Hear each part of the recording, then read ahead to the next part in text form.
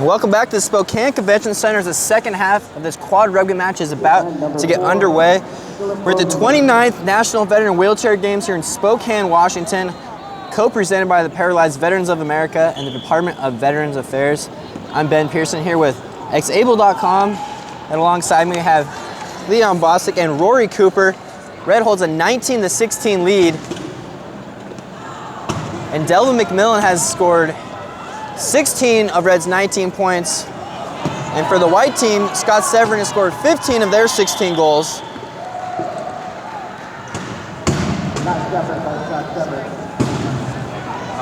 Those hit people now? We'll do that on our everyday team. As White is able to score, bringing the score 19-17.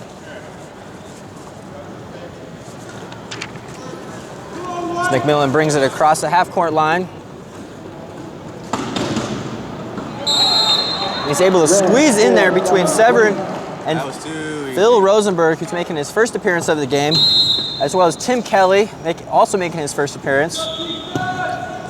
Rosenberg, it's a low point for the white team, 0.5. There it is again.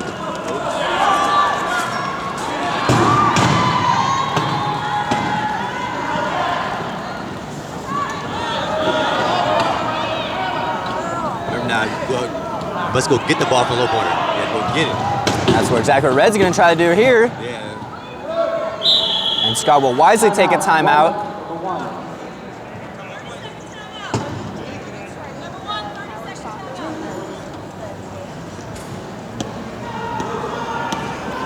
So White will take a timeout. Is what you want to do is your low corner has the ball. You must go and get the ball from him. Pass ball is very dangerous, as you just saw right there.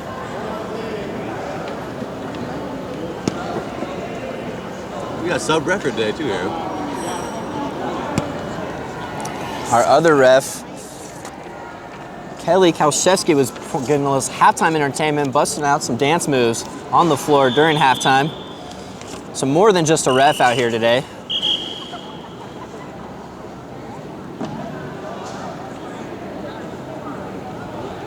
As we are set to get back to action. For the red team, they have Earl Richardson, Chet Miller, along with Todd Kemery, and of course Delvin McMillan. The white team, Alonzo Burnett, will inbound it. He's got Tim Kelly, Phil Rosenberg, and Scott Severin with him. Reds can relax on defense here. They were triple teaming Scott. Now they're letting him go free. He's down to 2 now. White sticking with the zone defense in this half.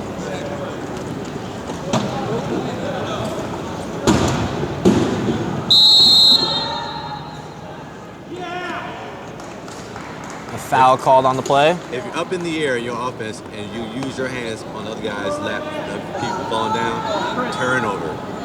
You saw Delvin there, he hit the guy and he went up on his front wheels. So Red will turn it over.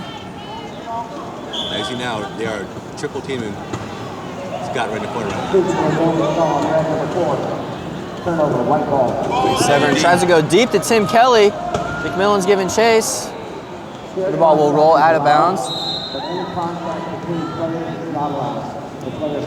So Rory, you talked earlier about the zone defense. Explain the differences, the pluses and minuses of a zone compared to a man defense.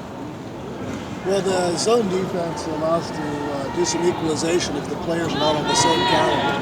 So you've got a more dominant team. You've got the better players. Especially if they have more speed, then you can do the man-to-man or one-on-one. Scott's trying to overcome the fact that he's got some lower scoring players, less experience with those players. It's easier to play the zone.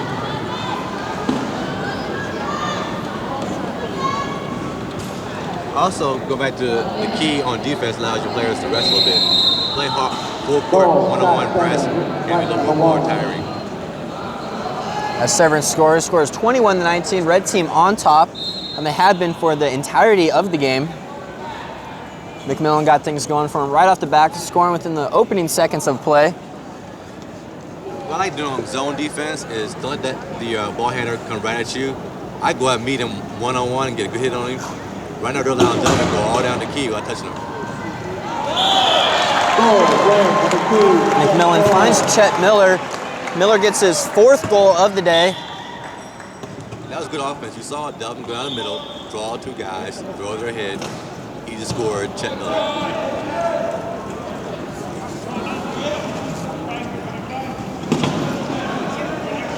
Burnett has it, gets it off to Severn. And 12 seconds is the call. So we have a new referee out there for the second half of action.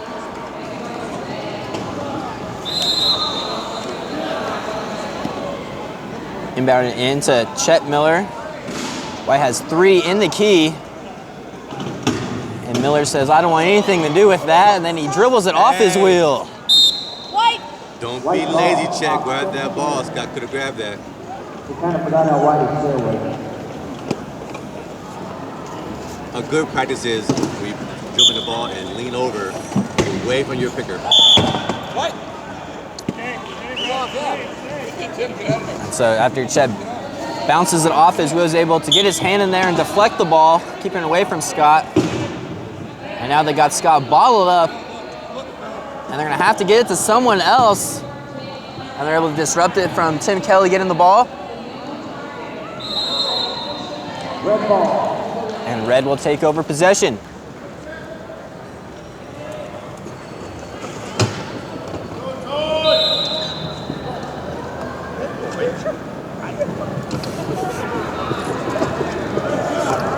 McMillan got some speed. And he barrels through Rosenberg and Burnett to get the score. I was telling you earlier this, why I sit back and be a deer in the headlights. Go meet that man for the hit. Right broke from the zone defense there. I think that's really the best bet for them. Scott get to know the players better. They know what to do. It's just coaching easy. Nice effort on defense, boys.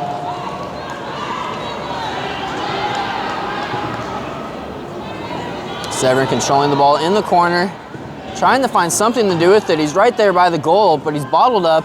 Now looking to pass. He's just outside the key, so he's in no danger getting the 10-second call. White is being very patient. That's smart.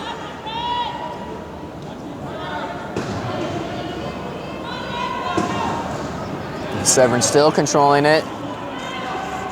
As Leon mentioned, being patient with the ball, looking for the right opportunity. And will it come here? No, Miller able to keep him out. Levin's guarding his corner. Textbook defense.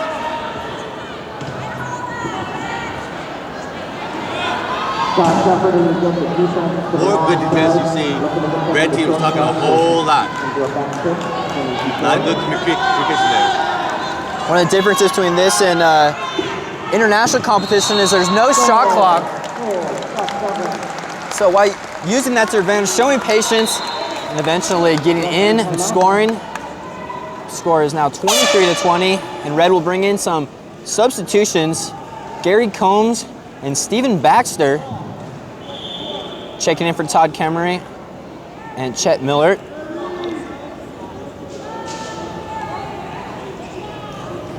Being patient is cool, but when you're down by 3, you might want to pick up pace up a little bit.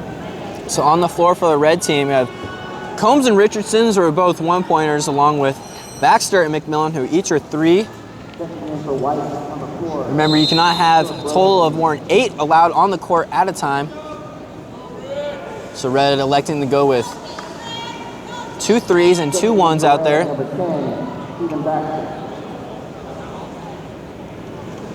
And I believe this is Baxter's first time on the floor.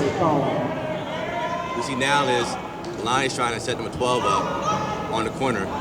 High pass. And just like that, Baxter just getting in the game, didn't waste no time. Scoring, bringing the score 24-20. Red team on top.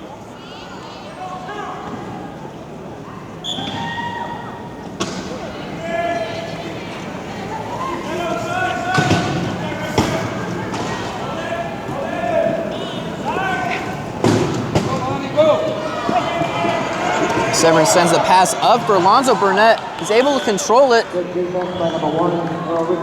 now he's balled up. He's going to have to get rid of it. He's able to get it off to Severn. Severn's going to wheel around, trying to get to that outside.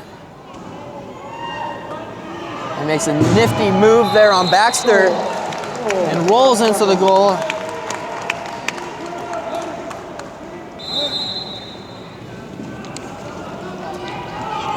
Severn has scored 20 of his team's 21 points thus far.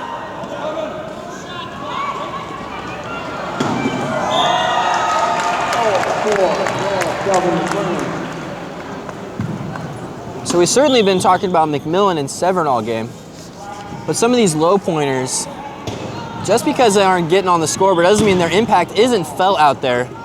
Explain some of the roles of some of the low pointers out there. I see right now, double teaming right there, very key. Also setting picks and make sure a high pointer job a lot easier going down the court. As you can see, the red team, Dublin's cruising down the margarita, but Scott has to work around almost the entire minute to get down the court. So while the low pointers, as you see Scott score, might not be getting as much of the glory as the other players, they're still an integral part of the game. As mentioned before, you can't have more than 8 total points on the floor at once, so low points are necessary, and they do a lot of the legwork to set up some of the goal scoring opportunities for some of the higher point players. I think a low pointer like football, where they're linemen, not a lot of glory, not a lot of newspaper ads and TV time. But with a bad line, you ain't gonna win. So they're very important. Quarterback's not gonna have too good a game if he gets sacked every time. There it is, same thing here.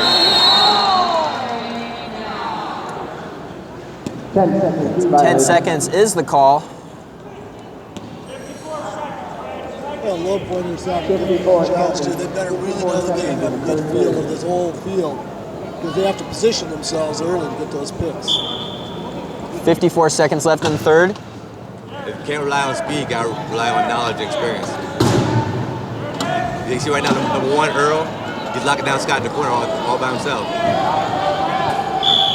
After McMillan keeps pace with Severn, he's forced to call a timeout. Be a 30-second timeout.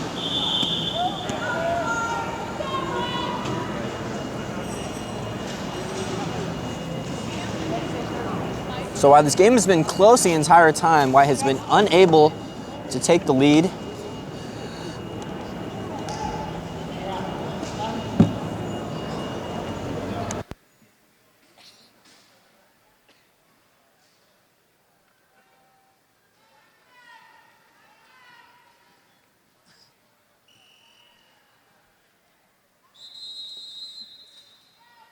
Well, on the red team, Earl and Delvin have really been playing well together. Just you can see if